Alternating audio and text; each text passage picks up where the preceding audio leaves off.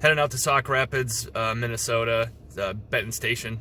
My Saturday night gig, the one-nighter, working with Wayne Burr, a guy I've known for a really long time, probably 18 or 19 years. The drive from Minneapolis to Sauk Rapids is just over an hour, which is just like a nap for me, so this is cake. I have a hotel for the night that the gig supplies, and I am going to be leaving tonight, but I showed up a few hours early to pamper myself. Hey, this is Mike from the future. I was so busy pampering myself that I forgot to talk about what happens next. Wayne was nice enough to come to my hotel room and do the interview there because the bar was going to be too loud and noisy. Wayne and I started around the same time, but our careers took totally divergent paths, and that's what we're going to talk about next. Do you remember your first time doing stand-up comedy and where it was? In Pepitos, at the back room, the Poco Loco Lounge. Back when it was actually good and fun, and as terrible as it was. Like, you remember? Did you ever do it? We used to call it disturbing your taco dinner night. Yeah, I think the funniest one was, "Hey, welcome to the comedy show. How's your burrito?" I mean, I was never, the nose to the grind like a lot of people were doing around that time. I took it as more of a, not really like a hobby comic, but I respected it. I wasn't an a-hole about it. I was always professional. I always, I wouldn't mind if someone else took something ahead of me at that point, but then I was just like, you know what? I'm just going to do it. I'll do the rooms I want. Do you think that your goals starting off are similar to your goals now, or did they change? Oh, drastically different. So it went from like, I'm going to be a headliner, I want to be on TV, and now I'm just like, hey man, I like making an extra, $500 to $1,000 a month doing something I absolutely love. So now, fast forward 18 some years later, do you still get excited to do stand-up comedy? Yeah, I do. Now I just, it's just now I trust myself on stage. I know if I try something new, I know I have a backup for it. It's just having fun now, and it's just right now I just don't give a shit, because I'm not headlining. I'm in the easy part. Goodbye, hotel. It was a great 2 hours. I'm cutting it a little closer than I'd like to because I had to watch the ending of The Mandalorian, and that is important and everyone should understand.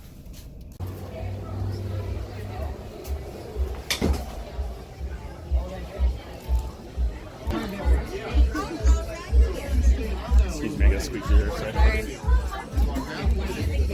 How's it going?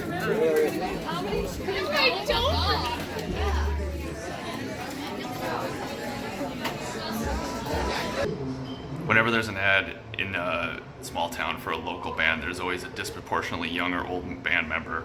Same age, same age, same age. Whoopsie, somebody's uncle. Same age. What's your name? My name is Drew Darkwell. And so you're the MC tonight? That would be correct. How long have you been doing stand-up comedy? Not ever, forever, yeah. Oh, really? I'm just the MC. It's a part of the show. But are you a radio guy? This is my third season. I've been at 1037 Balloon for 2 years now. Okay. How much time are you going to do? On stage? Yeah, like how long do you think it'll take you? About 30 seconds. 30 seconds? Okay, so this is as fast as it goes. Short. I get to the point. You ever thought about doing stand-up comedy? No. I'm a musician. I play guitar. Okay. Well. It's not my job to be funny. That would be your job, Mike Brody. Wow, well, no, that's cool. I mean, so they just hire you to, like, recognizable dude, right? Because people here know you. That would be correct, yes. All right. Future Mike here again. In case you didn't understand what was happening, the host of the comedy show was not a comedian. He was a radio DJ, which is not typical. Here's a typical comedy show breakdown. MC host does 10-15 minutes, feature does 25-30 minutes, and headliner does 45-60 minutes. The MC's duties are to do the announcements like where the bathrooms are and the drink specials, etc., introduce acts using their correct names and credits, and set the tone for the show and get it back on track if needed. The feature's job is to do more time than the MC, but they don't have as many duties besides doing their time, and they have less expectations and pressure than the headliner has. The headliner has the most pressure on them, the highest expectations, and they do the longest amount of time, and they do their time after people have already listened to 45 minutes of other comedians. So sometimes instead of hiring a comedian MC who can do things like get the show back on track if the feature bombs, the club will hire a radio DJ. And they're not going to have the skills of a comedian, but they will be able to put butts in the seats. And people will show up to listen to the people that they listen to on their morning commute. And that is why sometimes you see non-comedians on a comedy show.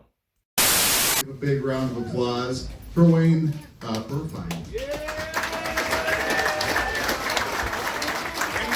First of all, I want to make you all aware that's not why I went to that Target. Like, I didn't wake up in the morning and go like, you know what, I hate these fucking pants. I might be watching this for most of the show. Let's give a big round of applause for Mike Brody.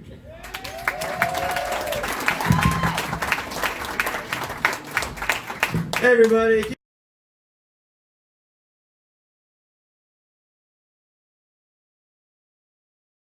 I live in Minneapolis. I've lived there for 20 years, but I grew up in Iowa. And fucking southern Minnesota is so different. Tell me what this exotic land is like. What?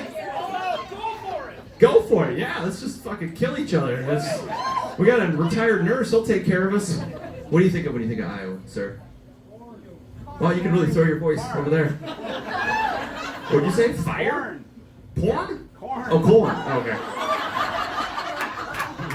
I like he's a glass half full kind of guy. Wherever he goes, he's thinking of porn. What do you think of when you think of Wyoming? Porn!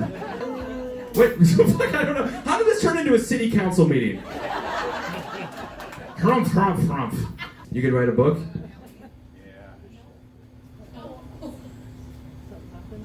I don't think you can write a book. Yeah, so. Any questions?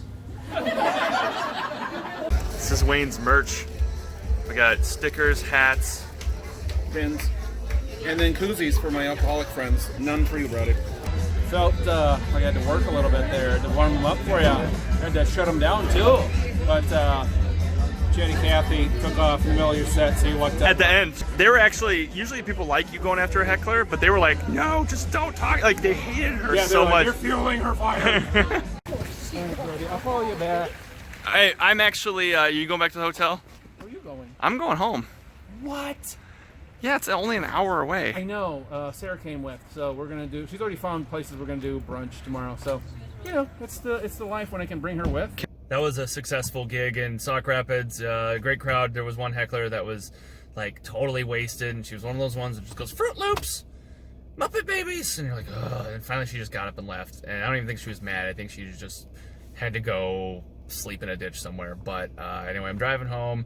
And it was fun seeing Wayne. I haven't seen Wayne in years, seems like. But everybody did great. Good times, and I'm off. Mo was my manager.